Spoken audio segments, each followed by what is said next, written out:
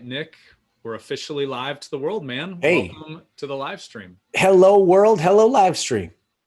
Well, hey, before we even get into who Nicholas Kusmich is, what you do, obviously it's all revolves around Facebook. If Yeah. you were going to give advice to financial advisors out there that are navigating this new virtual world that we're all living in now and how they should be utilizing or other ideas around Facebook in general, what would those be? Yeah, well, I think that the main takeaway here is understanding that, unfortunately, due to the times, what people used to say is like digital is the future. The digital is now. And you need to understand simple, and I'll overemphasize that point, simple processes to be able to take someone who is your ideal prospect looking to potentially engage with you and put them through a very simple step-by-step process. So they're calling you, filling out a form, getting on the phone with you in order to think about how to engage with you. So understand digital is not the future, it is now, and how to implement, or you should be implementing simple processes to get ideal prospects on the phone. And you could do that on demand ad nauseum. And we'll probably talk a little bit about that today. We're gonna go deep into that. So I just want to share a little bit about why I have Nicholas on here today. So I'm trying to remember, man, where we first crossed paths. I know it was Jason Gaynord's Mastermind Talks was a piece of it. And then we've got a lot of mutual friends in kind of what I would call the online digital space. Oh, I know who it was. It was Jim Shields. Jim Shields at the first Mastermind Talks. I asked him something about Facebook. He's like, and you were like two groups over. He's like, meet my buddy Nick. And he pulled you in. Love Jim. So nicholaskusmich.com is where Nick's business lives. Bottom line, I had him on the podcast. So for those of you that happen to check out his episode from a couple of years back, it's still one of the top downloaded. So besides knowing Facebook in depth, working with very large companies on their digital strategy, Nick's also a master teacher. That's one of the things I've really realized getting to know him better and better. So today is going to be all things digital, Facebook marketing. For those of you live streaming out there on Facebook, Twitter, YouTube, my team is out there. So ask your questions, put those in the comments, tag whoever you think needs to be a part of this conversation. I'll be feeding those live to Nick over the next hour or so. Awesome. So Nick, there's the buildup. Let's dive straight in. And maybe we start with the misconception on what is social media marketing. Yes. I know you teach a lot on what it is and what it isn't as far as Facebook's concerned. Yeah, I love that question because, there is social media marketing, and then there's what I would call social media advertising.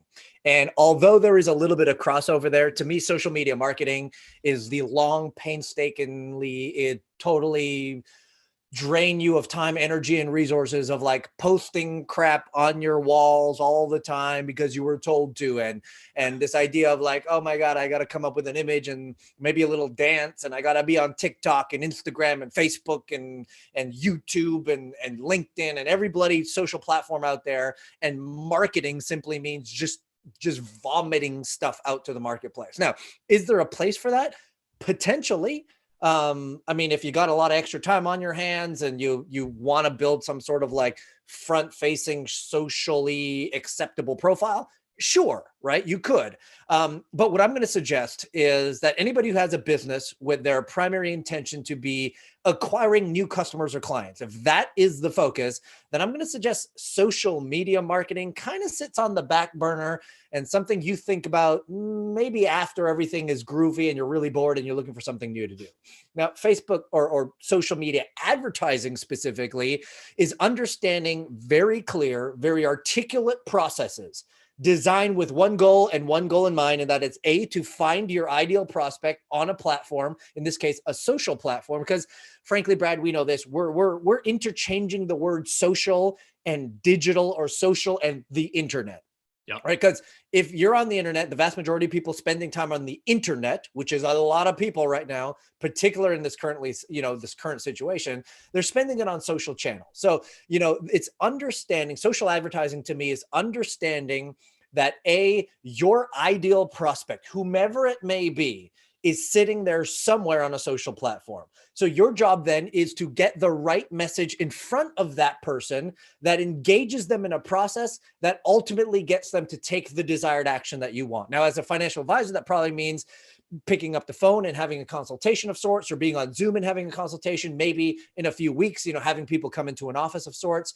But the point is, we are very intentional about the most direct path possible on acquiring new customers and clients. And that to me is the difference between true advertising versus, just social media marketing, if that makes sense. Yeah, 100%. And I think, would you say that, I mean, to me, it's branding versus marketing. And to me, if it's direct response marketing, you still get some branding because all of your stuff is still in the feed. I mean, would you say that's fair? Yeah, thank you for saying that, because there's always that argument of like, because most people, when they think of advertising, they think of the Gucci ad on the billboard driving on the highway of some classily dressed lady holding a purse, and you see that over and over and again. But the truth is exactly what you said. When you do direct response well, when you do it well, branding is automatically built into that. So if you think about any company that was on social or recently, I mean, let's go back 4 years, I think it was, that a company, a single SKU watch company called Movement came onto the scene with Facebook advertising being their primary channel of getting new people to buy their watch. Now, fast forward 4 years to where we are right now, the company was bought for, don't quote me on this, something like 100 million or $1 billion by Movado. They have thousands of SKUs in their place. But what happened? A company that nobody knew about all of a sudden became a staple. You see it on almost everybody's wrist. Why? Because of good advertising, not good branding. So if you advertise well, the branding is automatically built in and you get the benefits of both while doing it that way. Awesome. So I'm going to go ahead. I'm going to give a shout out to the advisors that are in it's the Virtual Advisor Facebook group. So if you're not in there, you could have been submitting questions ahead of time. So I'm going to go to a few of those because we got a ton of great questions here. Awesome. So let's go back to direct response marketing. Okay. Question from Brett out in California. Okay. Is it better to lead capture inside of Facebook or drive to an outside landing page for lead capture? And maybe if we even start high level, and feel free to do any sort of screen sharing you want with visuals as far as kind of 101 lead funnels on Facebook or anything like that, just however you want to answer that. Yeah. So let's answer the question specifically directly, and then we'll kind of like rise up and give a bit of a 30,000-foot view. So when you say generating leads on Facebook, the thing that comes to mind right away is what would be known as a Facebook lead ad. And it's essentially where someone can click a button and they become a lead. Now, here's the dichotomy of the whole thing. If you run lead ads, you will get cheaper leads. Okay. And for some reason, a lot of people think that the pinnacle of advertising, if you're doing lead generation, is to get cheap leads. Friends, cheap leads is not the name of the game. Qualified leads is the name of the game. And you'll know that as an advisor, because if you get on the phone with somebody who just like filled out a little bit of a form, by the time you call them, they're like, who are you? And then if you end up talking to them, they're like, yeah, I can't, I don't qualify for and you get all frustrated and you're like, no. So the point here is not cheap leads. The point is qualified leads. And I want you to think through the psychology of this. Most of the times, anybody who's running a lead ad on Facebook, essentially you push a button, stays on Facebook, Facebook automatically pulls their information and drops it in like a CSV file somewhere that you can import into your CRM. What it took for that person to do that was virtually nothing. Right? There's zero buy-in from that person except potentially an accidental button click. And what we have actually found is when a lot of people follow up with those leads, the quality is so bad because most people don't even remember they pushed the darn button in the first place. So it's finding this reality where if we're going for qualified leads, there has to be an element of buy-in. There has to be an element of taking actions and thinking through those actions. So for that reason, I would say that lead ads are actually not all that great. And our desire would be to move them off of the Facebook platform onto a platform that we own and control, because on that platform, let's call it a landing page, whoever you use to design your landing pages, you can then say what you want. You can be clear about what you're looking for. You can articulate exactly what you need to, so that the person who does end up leaving their name, email, phone number, whatever it is that you collect, is very clear about what they are doing. And that is the first step to good lead generation, right? They need to have intention behind their action. And the only way to do that is really to control the process. And so that was a long-winded way to say, yes, Facebook lead ads are good and they perceive to be a good way to do things. But if you're going for quality leads, qualified quality leads, we're going to suggest you push people off to a landing page and generate generate the lead that way. Did that Awesome. bring clarity That's to great. that? Right. Okay. And so at the risk of going a bit down into the weeds here. So Sure. let's say the next step we go to that, nicholaskusmich.com/whatever page. Sure. And obviously there's Facebook pixels, I think is the term where you're tracking Facebook users that hit your page. Do you recommend just utilizing that, or are you actually using a lead capture, name, email, whatever? What's the best first step once you take them off? I love that. I love this question because this goes back to one of my fundamental upgrades that I believe everybody needs to make foundationally when it comes to utilization of Facebook. And on a higher level, this is what it is. We need to move. The upgrade is upgrade your mentality. Upgrade from the concept of using Facebook as a promotional platform to using Facebook as a platform building platform. Now, I'll tell you what the difference is. Most people, when they think Facebook ads, they think, oh, well, I've got a live event coming up, and maybe financial people particularly, hey, I've got this seminar lunch coming up, or the seminar dinner coming up, or a webinar, or whatever it be. I've got this thing to promote, so let's use Facebook to promote the thing. Now, that's okay, except for the reality of what the marketing statistics are showing us right now. Statistic number one, people need 13 to 33 touch points before making a transactional decision. Like, think about that. 13 to 33 touch points before making a transactional decision. They need to be in a place where if someone were to transact immediately to your offer, then it's this realization that it's like an impulse buy. It's something that they don't really have to think much about. But as a financial advisor, that's totally different. As a financial advisor, you're looking for qualified people who've bought into the game. People are convinced that your offer is the best way to go. So you need to be thinking, in fact, let me do this. You need to be thinking in 3 speeds, and you need to be thinking in multiple paths. So I'm going to share my screen, Brad, if that's okay. Go for it. And there's a couple points that I want to make. Now, one of them is this idea. And can you see that all right? Yeah. Okay. So it's this idea that consumer studies show us that of anybody who inquires about anything. Now, let's just use regular consumer studies right now. If there's 100 people who inquire about buying a washer and a dryer for their home, right? 100 people. Consumer studies show us that 50% of them, 50, so half of them will end up purchasing a washer and dryer within a 2-year time period. Okay, 50% of them. So for the context of what we're talking about here, let's say 50% say yes and 50% say no. Okay, now of the 50% who say yes, okay, and it doesn't mean they're going to buy it from the store they originally inquired about. It just means they end up buying the thing that they inquired about. Of the 50% who say yes, there's only 2 times that they're going to end up buying from you, right? It's either right now or, and this is what Dean Jackson says, this is his words, not now. Right? Pretty simple. It's either they're going to buy now or they're going to buy not now. But all we do know is that 50% of them are in fact going to buy. So let's just look at this for a brief second here. If we're looking at the no's, we don't even care about them because we know that they're no's, they're not going to buy. But for the people who are going to buy, here are the stats. Now get this. It shows us that 15% of the people who say yes are going to buy from us between day 0 and 91. 15% of the people who say, yes, I'm going to transact with you on some level are going to make that decision between day 0 and day 91, which then means, of course, that 85% of the people who are inquiring about the thing are going to make a decision between day 91 and day 2 and 2 years. Okay. Now, if that is true, think about what we do as business owners when we are marketing. Most of us, the entirety of our focus of any kind of campaign that we run, of the dinners we run, of the webinars we run, we are focusing on that group right there. We are hoping, and most of us don't even think 91 days out. We think 4 days out.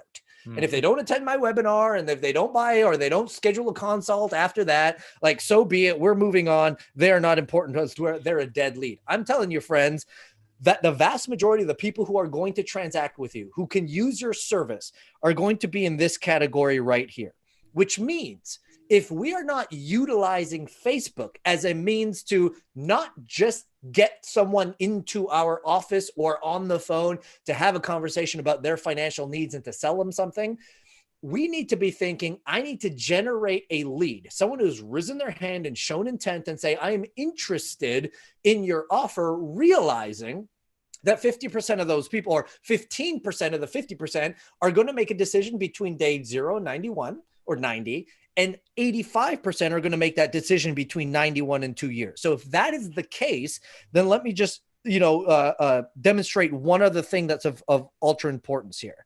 And that is understanding that all of your prospects are going to fit into one of 3 speed categories. Now, for the sake of super easy languaging here, and I pardon my lack of creativity when coming up with this, right? They're either going to be fast movers. In other words, people who are just like, yes, I want it now. There's a pain point in my life. I'm having some hard time. I need something to happen right now. They are medium speed, which essentially says, hey, I'm going to make a decision, not quite now, but I will at some point. And then we have the slow. Now, just for perspective, again, let's say the fast mover is somebody who's going to make a decision between 0 and 72 hours. Okay, these are just people who are like, I'm ready to go. I'm ready to go right now. I'm looking for a financial advisor. I've got some financial situations that I need to talk to someone about. And when I meet the right person, we're ready to go and get started with them. Okay, that's a fast category. The medium is 72 hours to 90 days. And the slow is going to be 90 days to 2 years. Okay, and we all, the point I'm trying to make here is most of us, again, most of our focus is on what I would call the medium mover. How do I know? Because the entire industry that talks about funnels is for the medium mover. These are the like, come onto my webinar, come attend this thing, watch 3 or 4 videos, read some of my emails, and then finally schedule a call with me and come into the office and let's have a conversation. So for the sake of this conversation, I'm sure there's a lot of great, intelligent people who talk about funnels. I don't want to go there per se. We can if we need to deep dive. But the point is, most people are focusing on the medium movers.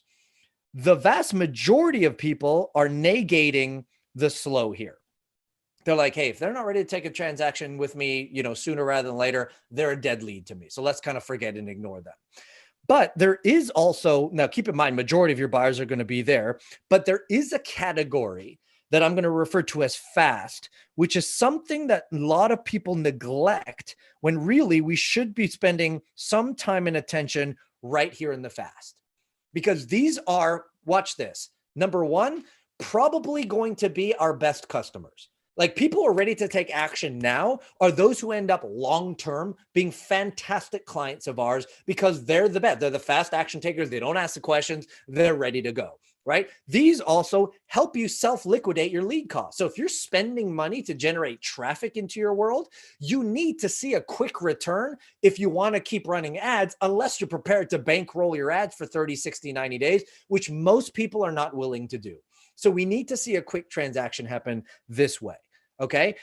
So last kind of drawing that I will kind of allude to this is then my suggestion is, particularly as a financial advisor who's selling something that's quote unquote higher ticket, it requires a thoughtful decision on behalf of the prospect to say yes and to quote unquote get in bed with you. We need to have a process that accommodates all 3 of the speeds, not just one.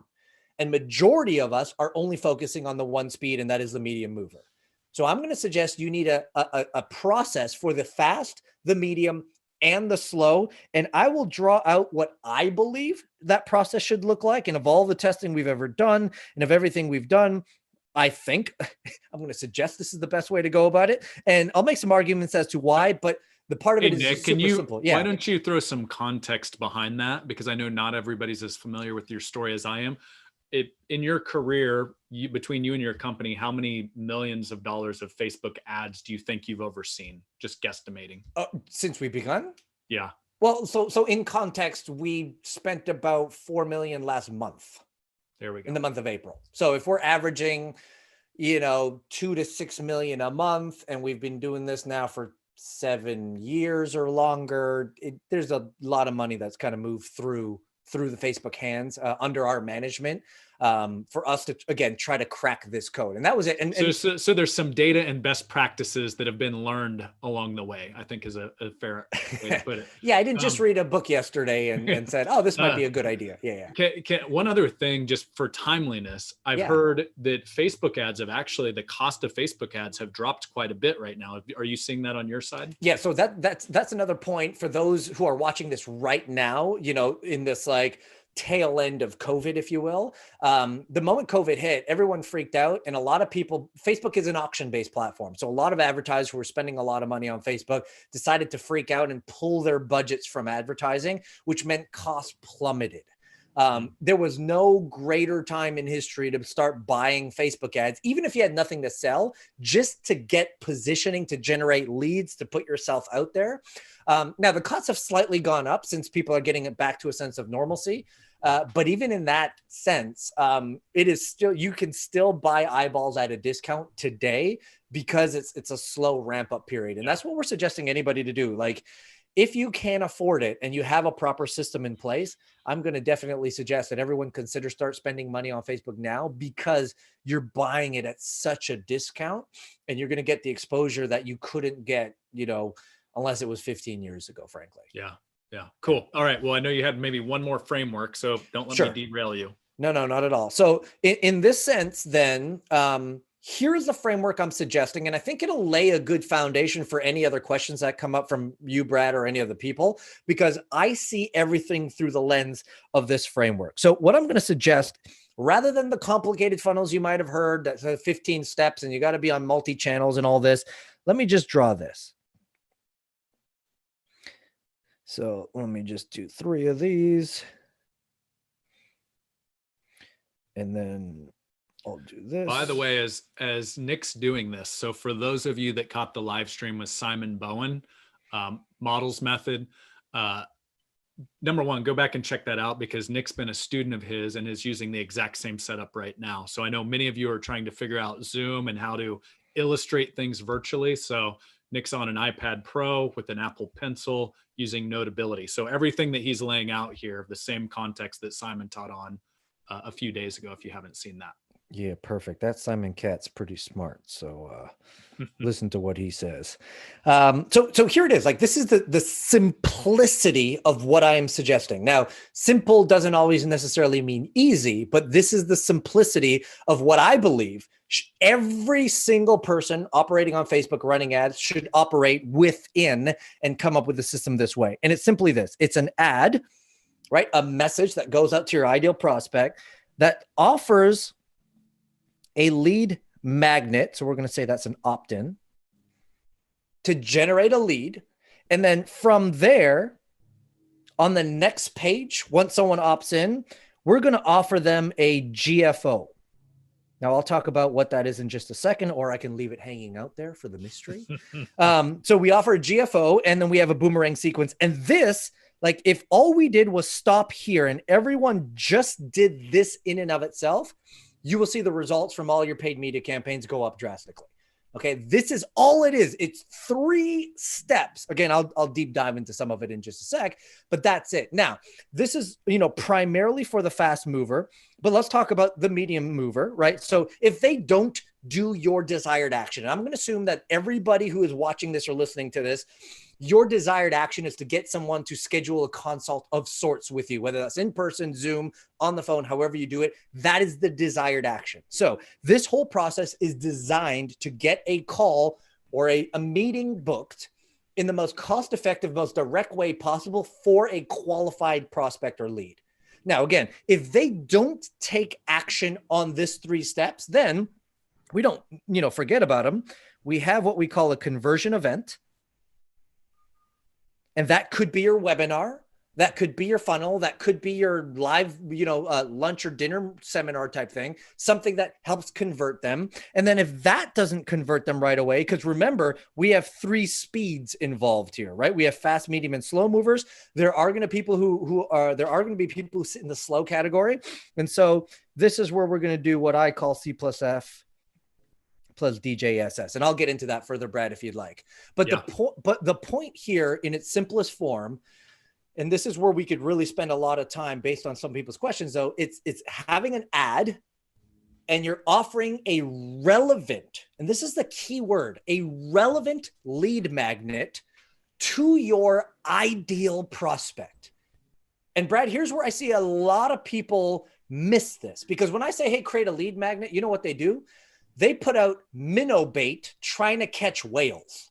And you're putting out content that isn't for your ideal prospect. And then when you get on the phone with them, you're wondering, how come they can't afford my services? Or how come they don't have as many assets as I need to qualify to work with me? Like, what's going on here? It's because the biggest problem I see most people do with their lead magnet is two things. Number one, wrong content. It's minnow bait, but you're trying to catch whales. You want to catch whales? You put whale bait out. Okay. Number one. And number two, it's the formatting of the lead magnet itself.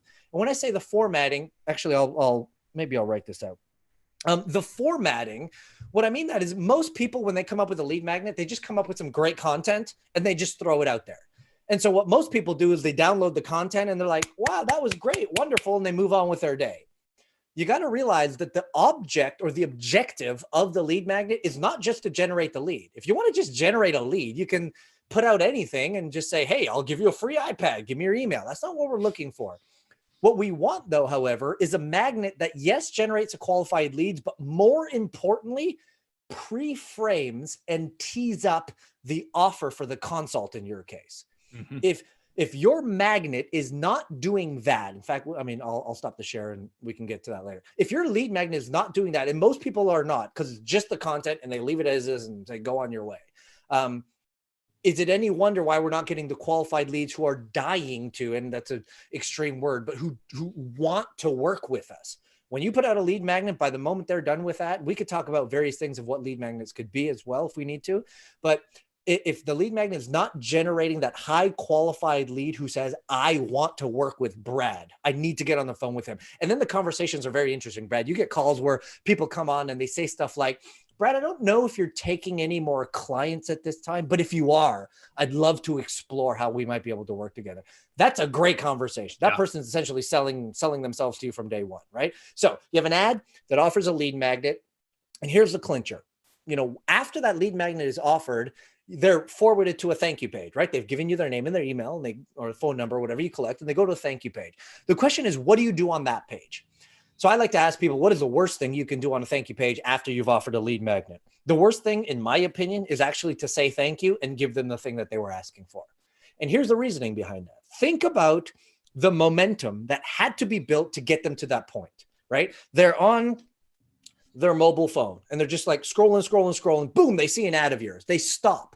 So whatever business they were just about to do, you stop them in their tracks. Huge accomplishment. Then they read your ad. Then they click your ad. Then they go to the opt-in page. Then they read that. Then they give you their personal information. Okay, think about how crazy that is. An absolute stranger gives you their name and their email address, maybe their phone number. So the amount of momentum that was built up, this person is clearly has intent for the subject matter at hand. For you to just be like, oh, here's your lead magnet. See ya. That's kind of like putting a wall in front of Roadrunner, right? Building up all this speed. So here's what I'm going to suggest you do instead. Remember, there are three categories of people: fast, medium, and slow. Most of us ignore the fast, but you know what the fast mentality is for most people? It's get the hell out of my way and let me get the thing that you are offering, essentially. They're just like, give me the thing, whatever it is, I want it. So imagine if on the thank you page, we have a GFO. Now, to me, a GFO stands for a Godfather offer. Right. And we call it a Godfather offer because it's an offer they can't refuse. Right. It's an irresistible offer for your fast mover. Now, in the perspective of a phone call, right, what if you just positioned a video on that page? And again, there's a lot of nuance to this, but essentially says, hey, my name is Nicholas Kusmich. I'm a financial advisor. Thank you so much for downloading that magnet that you just downloaded, the XYZ to financial freedom or whatever. Here's what's going to happen. Over the next couple of days, I'm going to send you a couple of emails that talk about things to look for in the markets, how to retire without paying all these taxes, and a lot of great information that's really going to benefit you. I'm also going to probably invite you to a live training or a free recorded training that you could attend. But here's the thing. I bet you're a bit like me and you just don't want to wait for all that. So if you want to kind of like take an off ramp right now, Below this form, you'll see an ability to schedule a call with me, because I found the best ways that I can actually help you is not by giving you all this digital information, but by actually spending a few minutes on the phone with you, understanding your very specific needs, and then crafting out a plan that will actually help you. So if you're like me and you like to fast track all that and would love a conversation where I can kind of present those opportunities to you, let's hop on a call today and discuss those. Now, did you see what I just did there? I didn't offend anybody who wasn't ready to schedule a call. But by all means, if anyone's just like, yeah, I don't want to wait for the webinar and all that other stuff, like, let's talk. Let's see what you could do for me. You giving them the opportunity to schedule that call with you now. So I essentially call this process that we talked about triple dipping, right? You capture the lead and you present a fast opportunity for those who want to take an opportunity now. B, for those who don't, you put them on your webinar or your seminar or your emails or your videos or whatever else you have who need some more touch points.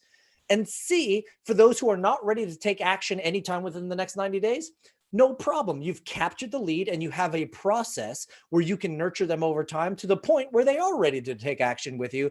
And now for the $1 you spent, in context, it could be 10, it could be $15, but for the dollar you spent on advertising, you now have the ability to market to fast, medium, and slow laners over time, which essentially to me is the best dollar spent, because now you can use this and have this platform for life, and we'll start feeding you, over many years from now. So I kind of a higher level look at it. That was perfect, man. I love you condensed like a day's worth of training into short, bite-sized, actionable stuff. So thank you. Are you good for me to feed a couple questions from the audience to you right now? Yes, 100%. Okay, so let's start here. I think this was from Amy. Okay, so this goes into kind of, and maybe even just pull up the visual if you want for context for the viewers. The ad, which lives on Facebook, which then goes to the lead magnet, which in context of this conversation, ideally lives on the advisor's website. Correct. And then the Godfather offer is like the next step after that. Right. So on the magnet, step 2 there. Question from Amy in the Virtual Advisor Facebook group.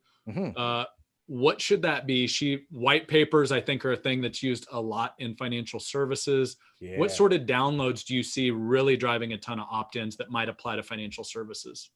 Love that. So I'm going to draw a little bit of a diagram, if that's okay, Brad, to kind of explain some of this. We're going to say low desire. We're going to say high desire. And we're going to say easy to consume and implement and hard. Okay. So if we were to rewind a bunch of years, right? And this is kind of just like a graph to see where options are for lead magnets, and this tees into the right away. If we were to rewind, let's say 10 years, when I was to say what were most people putting out in order to generate a lead, you'd probably hear ebook, report, right? White paper. In this case. Okay. Now, the reality is, like, is it easy to consume? Yeah, for the most part. But do people really want it anymore? Like, desire, where is it on the desirability matrix level? I'm going to suggest that the vast majority of people don't want another ebook, report, or white paper. I know I don't. In fact, I ask people all the time, how many people have downloaded a white paper or an ebook for that matter, or a report, and read every single white paper, report, and ebook they've ever downloaded? The vast majority say, not me. In fact, I'll even go as far to say, well, like, how many people have ever written an ebook themselves? A lot of hands go up. And then I say, how many people have read their own ebook? And the vast majority of heads go down. So if you're not even reading your own ebook, to expect someone else to read the ebook is kind of right? Doesn't make any sense. Now, let's move on to hard to consume and low desire. And this would be, for the sake of our conversation, a consult, right? Now, here's the problem with consult. It's when your prospect hears the term consult, you know what they really hear, right? Sales call. You're about to sell me something. So although we know that is the end goal and the destination, to offer that as a lead magnet, low desire and hard to consume. People are like, I actually see ads from financial advisors who are like, hey, we'll give you a free consultation. like it's of value to somebody. Right now, I know there's value there, but they're just thinking on the other end, you're going to try to sell me something. Now, let's move up a little bit. Hard to consume, but maybe high desire in certain industries. And let's call this webinars or videos. Now, I like webinars and I like videos. In fact, I think they make great conversion events, but they don't make great lead magnets. And here's why. And Brett and I were talking offline just before we got started, is because when you run an ad to a webinar, how many people have registered for a webinar, right? Everyone's registered for a webinar. How many people have actually attended every webinar they've registered for? Not likely. So when you're, running a campaign, let's say you get 100 people to join your webinar. The reality is come webinar day, maybe 30 people will show up. Right? A 30% show up rate. If you're good.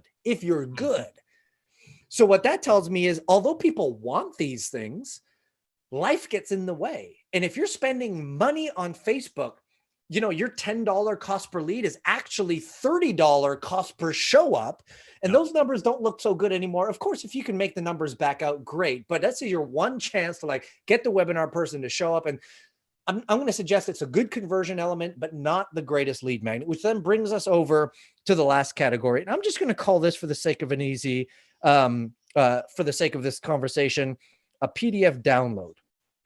Okay. So when I say a PDF download, I'm referring to, and how people ask, well, what's the difference between a white paper and a PDF download? This is it. Number one, length. Okay. We're talking about something that is 1 page, maybe 2 pages long. First. Secondly, PDF downloads in my world, or lead magnets, proper lead magnets, are not for the purpose of disseminating information. It's for the purpose of disseminating insight. Now, the difference between the two is information. The problem with information is that it's easily had anywhere. You could go to Google and get questions to any answer you have. Insight, however, is what to do with pieces of information to get a desired outcome. Okay, it's actionable stuff. So point is, and I could go further than this, I don't think we need to, we are finding that this is by far, hands down, without question, still the most desirable lead magnet that you could put out there, and creates the highest quality lead, because we're balancing, how do we have a high quality lead with the lowest resistance? That's why webinars and videos have high resistance, but high quality. This is high quality, low resistance. So we can get the right people through our system and ensure that, it all works out for them. So I'm going to suggest, and we have the data to prove this, the downloadable 1 to 2 to potentially 3 page actionable PDF. Again, that is designed specifically for your ideal prospect, is going to be your best means to capture the highest quality lead that you can to take them through this process. Love that. Thank you. Dude, you and Simon might be able to go toe to toe on these models, man. That's pretty impressive stuff. So I know you've got a good background in copywriting, as Sure. you kind of have to be in the business you're in. Let's just kind of go through a case study. One of the things I think right now, there's a huge opportunity for timeliness, like back to the fast, medium, slow. I think a lot of people have been shifted to fast because of all the volatility in the market right now and all the uncertainty.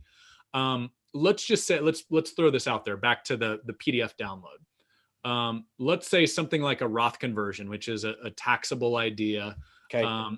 Today, with the market correction, there's actually the opportunity, a financial advisor could say, hey, there's a tax planning opportunity where you're actually in a better situation from a taxable standpoint if your accounts are down, to act on today versus even pre-COVID-19. Sure. Let's say that's our one actionable insight. Yeah.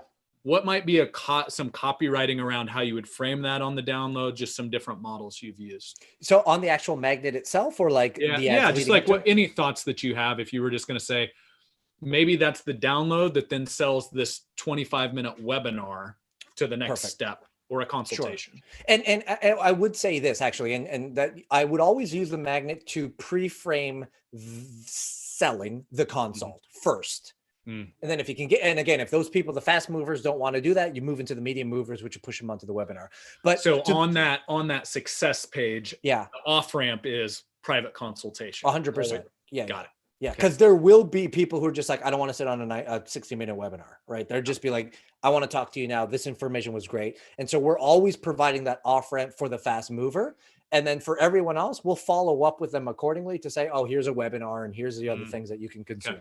Okay. But that being said, it's important for your lead magnet, and I'm glad you brought this up, Brad, that it doesn't just disseminate the information, but it has some of that pre-framing. So what I mean by that is every lead magnet should have 3 elements to it.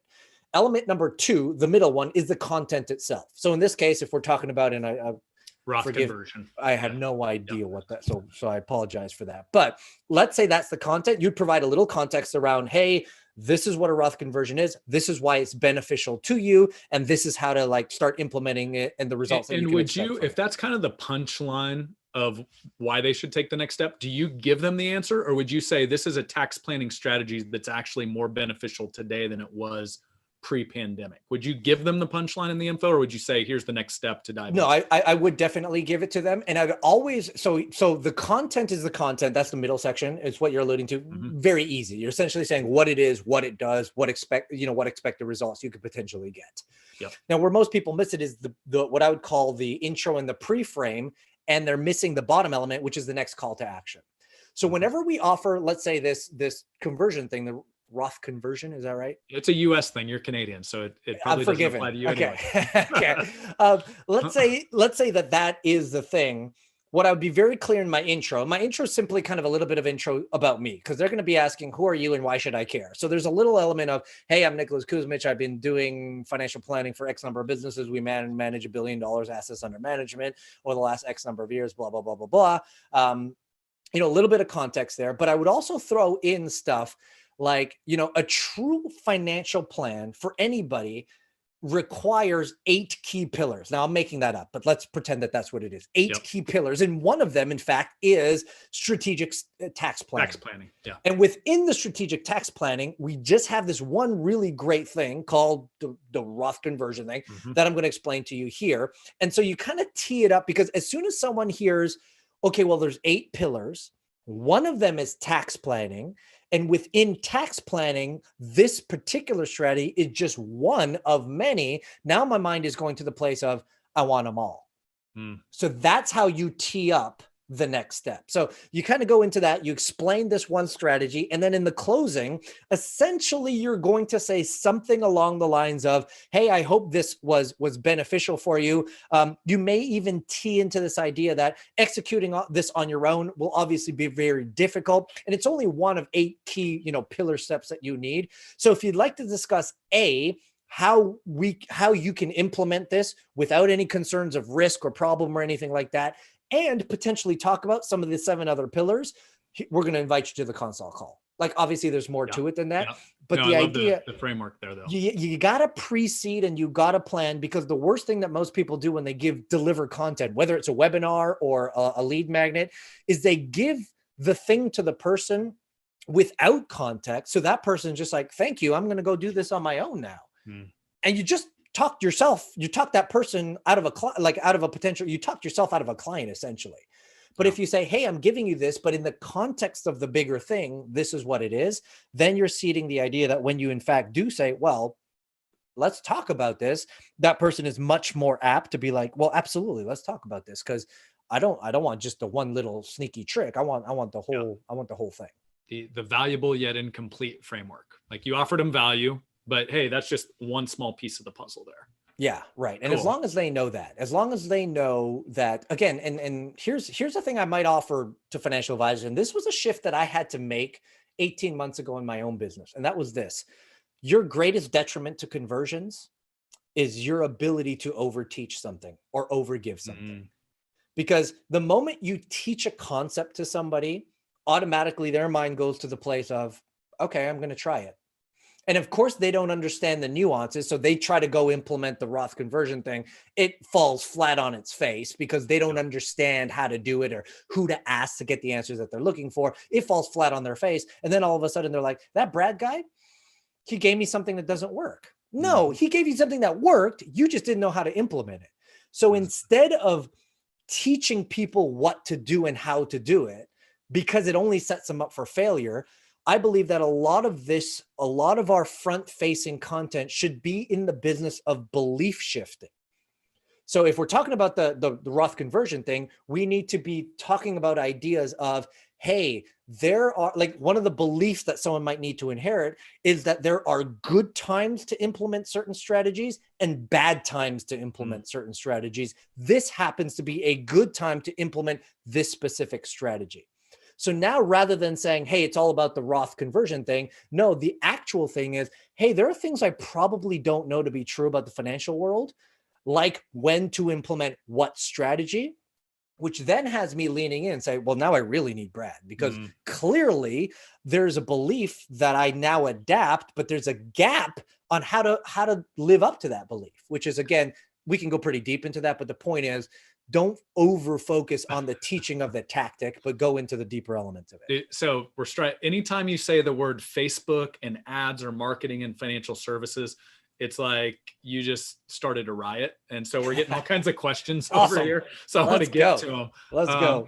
So I want to go to the Twitter crew out there, the FinTwit community. We had a lot using Twitter. Hey, financial services and Twitter, there's a lot going on there. No kidding. All right. So let's go to Benjamin Brandt, who's big in the podcasting space out there. Biggest differences between talking hot versus cold traffic, and maybe if I can even add a little context around that. So we've been talking about Facebook ads, just random people on Facebook with maybe some demographics to dial it in. Sure. But let's go to, I've had 2 conversations this morning.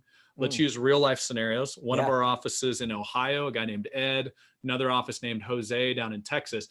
900 prospects in the database, 1,000 prospects in the database. These are people that have somewhere in the past come to one of their events, come in for a first, just didn't convert. So let's consider that the warm audience. Sure. Maybe start high level. Differences you've seen between warm and cold traffic via this same funnel we're talking about. Sure. And then if I was going to target kind of that warmer existing database, what might be some ways to utilize Facebook to do that? Love that. Okay. So stating the obvious, but stating it anyways, your warm prospect list. I mean, if we could all live in the world of warm forever, I would advise everybody to do that. Bloody hell, if you could stay in the world of warm where people already know, like, and trust you, are familiar with you on some level, that is obviously going to see higher conversions, more receptivity, faster action taking, as long as the time is right. Because maybe they're just not now people, but not now will turn into now. So those people are great. The problem is, depending on the size of the business that we want to create, that warm will run out. So 1,000 people in a prospect list sounds great, but from a conversion standpoint and over time, and depending on how big you want to build your client base, could or could not be beneficial to you long term. So would now be a good time. Lookalike audience, retargeting, does that mix into this at all? Do you want to hit that? I know a lot of advisors, I get asked that a lot. So yeah, I love that. So I think the easiest take to make that people will probably understand: retargeting, yes; lookalikes, yes. Those are kind of like, if you have a prospect list of 1,000 people, create a lookalike and target them. Now, the lookalike won't be warm; it'll be a cold audience, but it's kind of related based on this initial, data So set. just for context, because we've got some rookies on here, we've got some people that have run some ads. Yeah. Let's just I'll describe the lookalike audience. Tell me if I mess it up. So I've got this 1,000 people in my database that have somewhere raised their hand and said, hey, I'm interested in what Brad has to sell at an event, came into an appointment in the past. I drop them, I upload their names or emails into Facebook. Right. And then Facebook's algorithm says, hey, here's another audience that has a lot of similar characteristics to these 1,000 you just uploaded.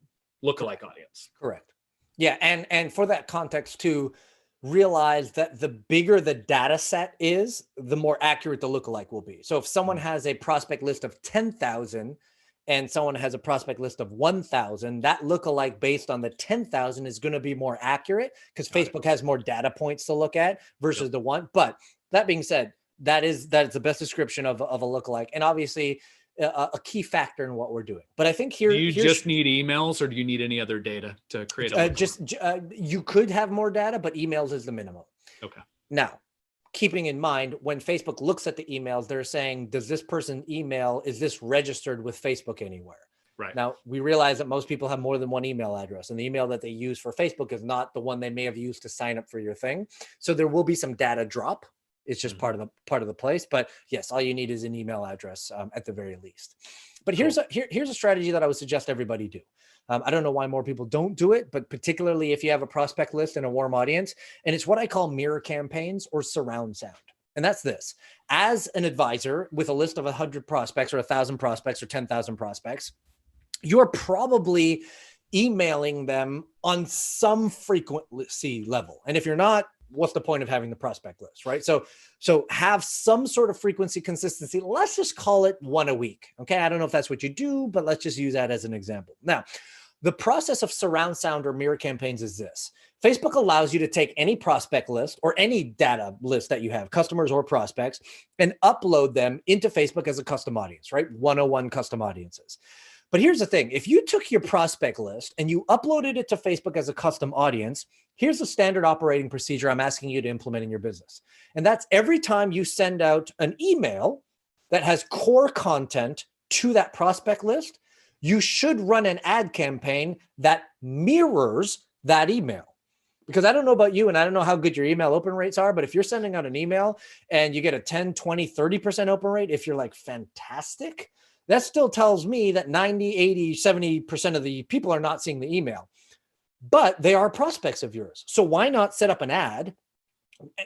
At the very least, all you got to do is copy and paste the bloody email into the ad and target your prospects and set it up so that when the email goes out, the ad goes out, let it run for 4, 5, 6 days, whatever, so that the vast majority of people see it.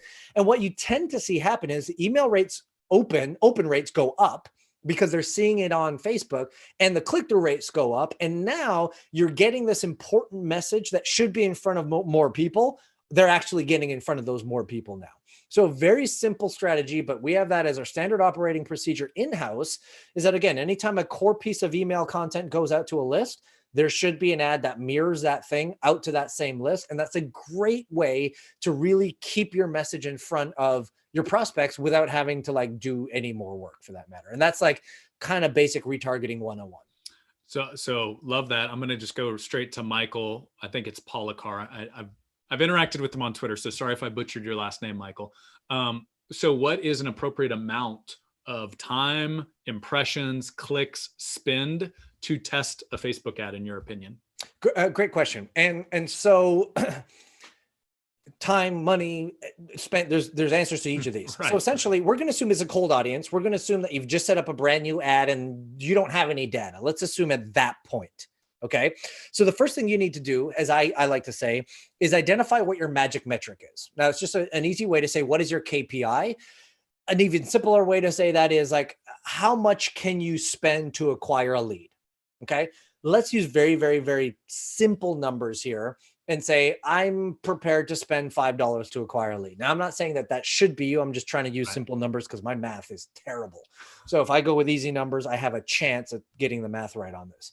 Okay. So you spend $5 to acquire a lead, right? The first thing we suggest anybody do is, if you know that your magic metric, your KPI is $5, then on your daily budget, when you're setting up your ad for the first time, your daily budget should be 4x your KPI number. Okay. So if it's a $5 lead, 4x as a daily budget would be $20. So far, I think my math is on with You're good so far. Okay, good. So, and what that allows us to do is, like, if you set up a $1,500 ad spend, what if that ad never converted? You're almost out $1,500 bucks. But if you set up a $5 ad spend, you're basically saying, Facebook, maybe you'll get me one lead. So we want to give it enough room so Facebook could get, more than one lead if it works, but not burn a hole through your pocket if it doesn't work. So that's the starting point. Now, you could do that for as many audiences as you want. You could do that for as many ad variations as you want. So that $20 per day for that one ad can be duplicated out however many times. So Nic, let's say we've got this one cold audience that we're just going to go after. Yep. And let's go to split testing, because that is the beauty when I look at Facebook versus direct mail, for example. Yeah. It's like I could mail 5 different direct mail pieces and then test which one and then actually cancel all the others before they hit the mailbox. Well, Facebook with split testing, you can absolutely do that. 100%. So if you're starting a new campaign, how many different versions are you running on this $20 budget? Love that question. So essentially, well, the $20 is only being spent on one version. So depending on how many versions you have, that could be 20, 40, 60, 80, 100, however. Now, what I'm going to make everyone's life a lot easier is once you have your ad copy and your creative, i.e. the image or video, let's just call it an image. The only thing you should be split testing at first is the image. And the reason for that is because 80% of the weight of any ad is the creative. That's the scroll stopper. So like, because think about this, if they don't see the image that causes them to stop the scroll, they're not even reading your copy. No matter how good your copy is, they're not going to read it if they don't stop because of the image. So the first thing real quick there, just now you've piqued my curiosity, because that's so interesting, because our whole industry is so worried about the copy and probably uses some old stock image and just throws it in. So so what's the biggest people shaking hands or something like that? Yeah. The old like couple that looks like they were on GQ like 30 years ago, that one. Retire like that. So what's the biggest differentiator? You've seen exact same copy. Yep. Where you just switched the image and that was it. What's the biggest response differences you've seen? Untold amounts. Like you could go from $45 leads to $1 leads with the image change only. That's it. Because think about the psychology of this. The image is going to be the determining factor whether or not they read the copy. Straight out, flat. Because we've got this action happening. Right? Your only objective with the image or the creative, as long as it's congruent, of course, is to stop that scroll. If you don't stop that scroll, it doesn't matter how good your copy is because it'll never be read. So real quick, sorry, we're going to go a little bit down a rabbit hole. Let's do it. On standstill image versus video. Yeah, right, I love this question. And there's two takes to it. Like the reason why I tell everybody not to do video is because it's such a resistance point. Like if I'm like, everybody, if you want to make Facebook ads work, you got to do video. They're like, forget it. I quit. Right. So that's one. Secondly, and here's the crazy part. We've run a lot of media off of Facebook. 90% of the time, I can't give you the exact number, but generalization, 90% of the time, images have outperformed video. Images outperform video. Now that's might be surprising to most because they're like, well, video is such a dynamic platform. Everybody likes it. Video is this, video that. But here's the thing. Remember, for someone who doesn't know you yet, they're looking for any reason to say no.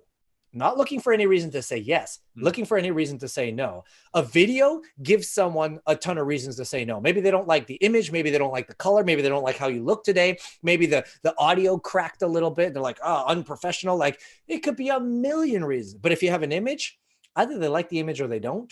And that's the end of it. So unless you're like super personality driven or your niche is particularly for certain things, sometimes 10% of the time the video outperforms. And hell, this breaks my heart because I feel like I'm pretty darn good on video and all of my images ads crushes my videos. I'm like, all right, fine. Like it just, whatever.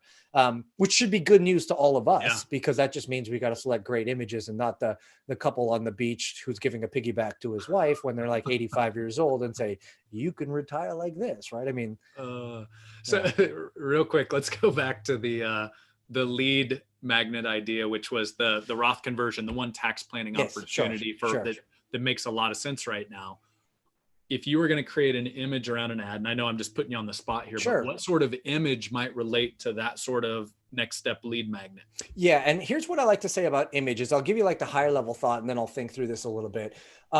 There's two types of images you could select, like direct, like a picture of a Roth conversion thing happening. I don't even know if that exists, but like something that actually is the thing.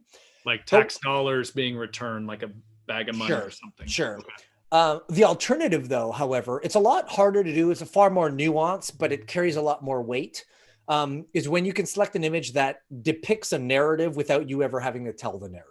Right? Where it pulls on an emotional string because we know we're emotional creatures. We act based on emotion, justified by logic. So that's the funny thing about a lot of the images is most people are picking like logic-based type images where if we could think emotional or something like this. So if we go back to this Roth conversion thing, let's say the lead magnet is that, and the take essentially is now more than ever is the time to be executing this tax strategy because of the times that we live in, right? I would almost Like if I just think of the top, and I'm definitely like over sensationalizing this and like adding a marketer's twist to it, and I'm not suggesting you do, but like how if I were to like picture the story to start my image search, I would be like thinking, okay, well, anybody who doesn't implement this now is probably going to leave a lot on the table. The concept that I kind of like start imagining is like they're left behind in a situation where everybody else is thriving. If someone's left behind where everybody else is thriving, I'm seeing like dark, gloomy, gray versus like opportunity, light, maybe door. And so the first image that might come to mind that I can think of if we're going stock image is like super grayed out background with like a door frame and a door that's partially open with light beaming in. So then all of a sudden we're like, okay, gray, opportunity, not being left behind, take the step through. What is this? It's a tax strategy. You won't be left like, so that's kind of where we could go with something like that. It's just the idea to think like, what is an image that tells a story about the thing without actually showing the thing itself? Because particularly in the financial advertising, financial world, you know, the handing the money back, the retired couple on the beach, like, you know, the people on the yacht, everyone's seen those. So let's take a different angle. The aspirational has definitely been overplayed. All right. So I'm going to do it for the first time. It took me an hour in.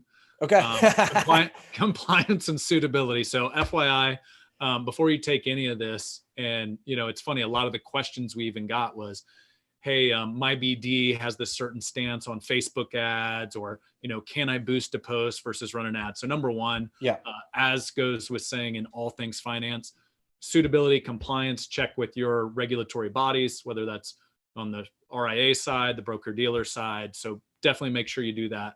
And that goes with anything that you do in marketing, not just Facebook. So anyway, we'll throw that out there. Nic, how are you for time? Are you good to take a few more of these questions? I don't want to. No, if we got more questions, let's keep going. Your knowledge is in high demand right now. So, awesome. So from Russ out on Twitter, what is a reasonable cost to pay a consultant or agency? Is it like a percentage based of spend? What's the standard model over there? Yeah, so there is no standard. There's a couple. There's flat retainer based. There is a percentage of spend, but I want you to think about like what makes the most sense for you as a business owner. You know, I think as an agency owner, so keep in mind, I have two sides to my business. I actually run an agency and I have the consultancy where I teach people to do this. We used to be like a percent of ad spend up until like 4 years ago. And then it just dawned on me, I'm being incentivized for the wrong reasons. Like as a percentage of ad spend, it just means I'm incentivized to spend your money and that's it. Right. So what we have moved into is a flat retainer model and something that's priced low enough that for the right prospect, essentially, let's say I'm working with a financial advisor and Brad, maybe you can help me understand this. Like if I was working with a financial advisor, they had 10 leads, they closed or enrolled one of the 10 into whatever it is that they do. What is that client worth to them over 1 year and potentially 10 years? Like, yeah, I'll give you some. It's obviously going to differ based on investable assets, all that. So it can be all over the place, but let's say I'll just compare it to like spend on public seminars. I think a lot of people would pay, they were paying $300, $400, $500 just to get an appointment to get that avenue. Right. And then, you know, by the time that converts, depending on their sales process, it might be $1,000, $1,500, $2,000 to actually acquire. Yeah. And then of that, what does that client end up like worth to them usually? Like a lot more than 1,500. Yeah. 10, 20,000 a year. I mean, depends on obviously investable assets. But. So that's the beautiful thing you have as a financial advisor is you have these large margins that once you acquire the client, that client is worth to you a good sum of money over time. So you just want to reverse engineer your math and say, okay, well, let's look at this and say, how many clients do I want? And I know that's a silly question, but I just want unlimited. No, like how many actual clients do you want this month that you can handle based on your closing ratio of enrollment scenarios and consults? How many consults do you have to have from qualified people? And of that, you know, what is your cost per acquisition? Let's call it 1,500. Now, if that's the case, and you know, you can get 30 appointments a week from a good agency who can walk you through, you get 30 appointments a week of which you close whatever, let's call it, you know, 10%. Let's say you're on the lower side. You got 30 appointments a week, you close 10% a week, you times that by 4. Like even that, if an agency was charging you a few $1,000s to run ads, like that's a good day, right? Because your numbers pan out. So the point of this is Like, look at your true hard numbers, look at what your objective and your goals are, look at what your realistic closing ratios are. And then if the agency in your particular situation can deliver on their promise, you can't make a promise, but can deliver on the expectations of X number of calls booked per week, then you're kind of off to the races in that sense. And you're, whatever, as long as your math pans out, don't see it too much from a percentage of ad spend or flat retainer fee. If the math plans out and you're happy, go with it. I love that. And the cool thing is you can actually create realistic expectations for the partner on the Facebook side. Say, hey, here's what I need to deliver, which is obviously helpful to a guy in your chair. Sure. So, yeah. Cool. So this is from Taylor. What's up, Taylor? Hope life is good in California. Out on Twitter. We've hit a bit of this, but in case you want to add anything else, best process funnel for using Facebook ads to generate high quality phone intro calls. How long should you expect? So yeah, we've kind of been all over this one. Any additional thoughts on if my number one goal was run ads to generate phone calls? Yeah. So it was exactly, it's exactly what I said. It's simplify the process. It's 3 steps, 3 bloody steps. Everyone can do 3 steps. An ad to opt-in page that offers a relevant lead magnet structured in a way we discussed. And then on the GFO page, the Godfather offer page, you're providing an off-ramp for those people who are ready to take you up on it now. Now, I will just say this about that off-ramp offer. The more congruent it is with the actual lead magnet. So if we're doing this Roth conversion thing, if your actual call, your consult call is all about how to implement the Roth conversion thing, that will get more phone call takes than just being like, let's talk generally about your financial situation. So just keep all that in mind, but hands down. Basically the consult should be wrapped in the wrapping paper of, hey, if you want to dive deeper on this timely tax planning strategy, here's how to take the next step and just frame it that way a bit. Right. Okay, cool. Okay. And just as a quick reminder, in case you just happen to be joining us, where I'm pulling a ton of these questions, a private Facebook group, the Virtual Advisor. So just go out on Facebook. Also, if you've missed past episodes, the virtualadvisorseries.com, where we've got all of those archived. But here's my personal invite to join the conversation out on Facebook if you'd like to be a part of that community. All right. So we're going to, man, these questions just keep coming in. So give me seriously the hook if we need to cut this off. We'll hit it. Well, I won't be so long in my explanation. Oh boy. So stop boosting posts, only run ads. Okay. So boosting posts, we did get that question. No boosting of posts. Yeah, no, that's give reasoning why there. Well, that's just Facebook's way to make money from people who don't know what they're doing. Like the ads platform is designed for proper distribution. The boosting is not designed for anything except to collect $20 from you every time you do it. Boost your ego for $20, basically. Yeah, right. Okay. We got another question. Maybe some people missed it at the front end. So you've done some cool screen shares and models, some visual models. Can you go through your setup real quick? iPad, Apple Pencil. Oh, for this? Yeah. Oh, yeah. Just for the how we distribute it. Yeah, how you're sharing your screen. If there's any, obviously a lot of advisors are trying to do essentially this via Zoom. So that's awesome. No, 100%. So now I use an iPad Pro 12.9. Or is it there? 12.9, just because it's big. Like I feel like I can write on it. So iPad Pro with an Apple Pen, Apple Pencil, whatever. The app on here is an app called Notability. And then I'm using an app called Reflector, which sits on my main machine, which then allows me to screen mirror over to my main machine. So when I share my iPad to my main machine, I'm using Reflector 3 to do that. And then through Zoom, you could simply say share screen, and you could find the app that you're sharing. In this case, it's the iPad.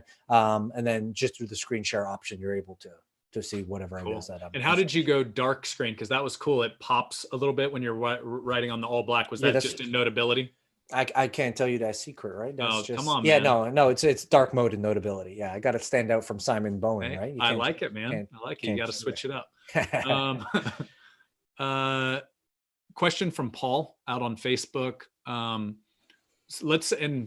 you run into this in financial services. Let's just say your website is inferior a bit. Could they do this without a website? Could they just drive 100%. Them straight to a landing page? 100%. Yeah. So like, I mean, again, and I know there's regulatory bodies that dictate what tools and platforms you could use, but there's a million and one just like landing page building type softwares out there. And that's all you need. You don't need a website. Now, obviously, the two things come up on that sense is number one, is my website pretty, which is more of an ego question than anything, which also is like, what if I don't have any fans on my business page, which again is another an ego thing. Those metrics don't matter at all whatsoever. So the likelihood, keep in mind, the likelihood of someone seeing your ad and then actually like trying to go to your website and search through for hours is very little. And for the ones who do, you probably don't want them as a client anyway, right? They're just one of those like annoying ones. So a good process that really provides value and serves your ideal prospect is going to get them through this funnel without worrying about any of that other stuff. Cool. From Richard out on Facebook. What's up, Richard? Hope life is good in Vegas. So for the PDF, back to that simple lead magnet, what's your advice as far as what information you should ask for? And obviously, my understanding is the more info you ask for, the less people opt in. So maybe what's the metric there? Yeah, so a bare minimum, the what you should be asking for is an email address, right? Bare minimum, because that's the only thing that you build your list and you can send out emails. Next to that, you can ask for a name. Generally, I don't, but I'm in a different world than you. For financial advisors, I could see why a first name, last name is probably important. And here's the other thing. I would always say phone number, but in brackets of that collection, say optional. Because if you make it mandatory, some people will just dip and be like, nope, thank you. You're asking for too much information. Yeah. If you say optional and you actually give a reason why, because we will send you a follow-up on whatever, like a text reminder on, right. Yeah. If you say optional, what we notice is like up to 33 to 50% in some cases give you their phone number. Wow. So I always like saying, especially if you're in the financial advising space, ask for the phone number, make it optional in brackets. And if you collect it, great. And if you don't worry about it because you have the emails and you can get the phone numbers, particularly if they're going to schedule a call with you anyways, you'll get that phone number at a later time regardless. Love it. Cool.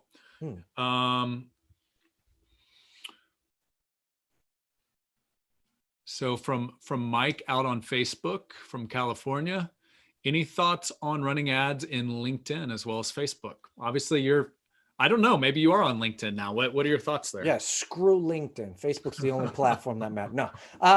Here's the truth on my perspective. I'm hearing a lot of buzz about LinkedIn. I have personally invested in 2 different agencies to run my LinkedIn client getting strategy because I don't know anything about it. So I've had to hire people to do that. And frankly, at this point, both of them, which were market leaders for that matter, and highly recommended from, colleagues in the space, they completely flopped on me. So I think there is potential on LinkedIn. I just don't know how to crack that code yet. But what I will say this is you don't want to run ads on LinkedIn. So the LinkedIn ads platform is pretty crappy and super expensive for not much, but there are client getting strategies that you can use on LinkedIn that are worth exploring. I just haven't had any experience as of yet as to how to crack that code yet. So let's go to kind of the sister company of Facebook, Instagram. Are those ad platforms fairly integrated? Do you just drop an ad on Facebook and then you can mirror it over on Instagram? What are your thoughts there? Yeah, I love that because so many people are like, well, my people are not on Facebook. They're on Instagram. Friends, Facebook owns Instagram. It's the same thing. And yeah, the best part is if you set up an ad in the Facebook ads platform and you push one button that says show on Instagram, you're done. So it is in fact the same thing. And I would say that everyone should be exploring with both platforms. Again, financial advisor space, Instagram may or may not be the place for you. But it's worth a try because like there are people on the platform. I'm assuming if you're targeting a younger kind of millennial for asset management, then you probably want to go heavier on Instagram. Would you say that's fair? Yeah. And that's why we always just say like when you're running your ads, always use Instagram as one of the options and then look at the data, see if Instagram is pulling for you. If it's not, you drop it. And if it is, then you kind of keep running with it. Right. So, but definitely there's a big pool of people. There's just, who are you going after? Okay, my man. We've got a few more, but yeah. I want to respect your time. One thing I did want to hit because you were kind enough, number one, to share your time. And I know you've got I'm going to let you share what it is, because it's basically limitless leads. It's some sort of program. Sure. And you made that offer. I know for my team that's listening in, if we can drop that in the comments section out in Facebook for anybody that wants to take the next step on Nicholas' side. Why don't you tee up what it is, though? Well, yeah. So here's what we have found. Frankly, I don't know about you, but I don't think you need any more information on how to market your business. There's ample information out there. In fact, the more information you have, the more you slow down, because it's so hard to implement stuff. So what I make it a life goal to me as part of our business is information is good. I believe that, but implementation is much better. So we've designed essentially a 12-week program that talks about, or not just talks about, implements every single thing that I just showed you here with that system, right? Everything from proper targeting, how to identify where your people are, how to write a great ad with copy and image stuff, how to create a good lead magnet, how to create a good GFO. Not only do we teach you how to do this, we actually do it with you. So you get the content. You also get call access to me on a weekly basis, call access to my advisors on a weekly basis. And essentially we're there to handhold you and build this process out for you. So the big promise is by the end of the whole thing, you don't have a to-do list of all the stuff you need to do. You have a done list of basically the system built for you. So for those who are just like, I can't figure this out on my own, I don't want to try, NicholasKusmich.com. I know that's not the most brandable name ever, Brad, so we'll have to spell it for people, but NicholasKusmich.com/limitless-leads is just a little bit of information about that particular program. And then if it's something that makes sense to you and you want to consider, you could just fill out an application there. We'll hop on the phone and see if it's a good fit and take it from there. Cool. And by the way, there's no affiliate offers, or I'm not benefiting in this. The whole point of this virtual advisor series for me is, honestly, I just saw a lot of advisors that needed help adapting to this new virtual world. So right. Nic and I go back a few years. I'm like, Nic knows about Facebook. Let's bring him on. So that's as much thought as went into this. And Nic, I want to say thanks, because I know your time is valuable. No, you're doing good work. I'm glad to be a part of that. Cool. So I think with that, we'll just call this a day. Any parting thoughts for advisors out there navigating this Facebook world or direct response list building world? Yeah, I would think, the advice is twofold. Number one, now is the time to do something with it, particularly because everything is at a discount. If you wait too long, you can still do it, but obviously the cost of ads and all that is going to rise. So that's the first thing. And then secondly, and I'm not saying you got to do this with me, but don't figure this out on yourself. Like, link up with Brad, link up with whomever you need to link up with to be able to essentially shrink time down and to be able to execute to get the results. Because a perfect example of this, I had a lady who go through our Limitless Leads program. She just finished last week. She has her funnel up, and in 2 days she generated 12 appointments, right, for her business. And the point is, though, there was just no thought. Like, there was just, I'm going to do this, and I executed it. So I'm encouraging everybody right now, now is the time to go 2 feet in. Now's the time to figure it all out. Now's the time to implement and execute, because, 3 months from now, you'll have appointments, you'll have things booked, you'll have everything going. And, just please don't miss this great opportunity post-COVID to get all over this and to make it happen. And to that point, just being a guy that's lived in financial services for close to a decade and a half now, I think there's this tendency in financial services. I just want a cookie cutter, like cut a check, and then here's this funnel. It just works. And here's all these appointments flooding in. If you really deconstruct a lot about what Nic went through, this has to be very organically created. It has to be on brand with you, your firm, your target client. So it's not just like, hey, cut a check to some random Facebook agency and now you've got this magical funnel that just generates appointments. You actually have to put some thought and,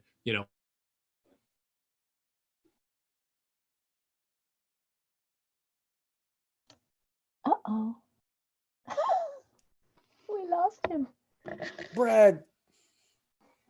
All right, this was my secret plan, everybody. This is the Nicholas Kusmich show now. We've lost Brad. Go, Nicholas. Just take it away. All right, guys. Well, how about this? Unless we can get Brad back, I don't know how he usually closes stuff off. But first and foremost, I want to thank you for your time, your effort, your energy for being here. Obviously, this was an hour of your time that you could have spent anywhere else. yet you decided to trust it with Brad and myself. So I appreciate that. Number one. Number two, I think there's a series of these summits and videos coming out, if I'm not mistaken. And so just stay plugged in, right? The Virtual Advisor program, all that, stay plugged in, see what's going on, make sure you consume. And then finally, and probably most importantly, don't just fill your heart and your mind and your brain and your everything, your all of that with information. Probably most importantly is to take the information that you're learning through this series and obviously implement it into your business, because there's no better feeling than actually getting the results that you're looking for. So hopefully that's good, Emily. I just want to thank everyone for being here on behalf of myself and my good friend Brad, who's stuck and frozen somewhere in the internet world. But I appreciate everybody, and do well, stay well, implement like crazy, and let us know about the results. All the best.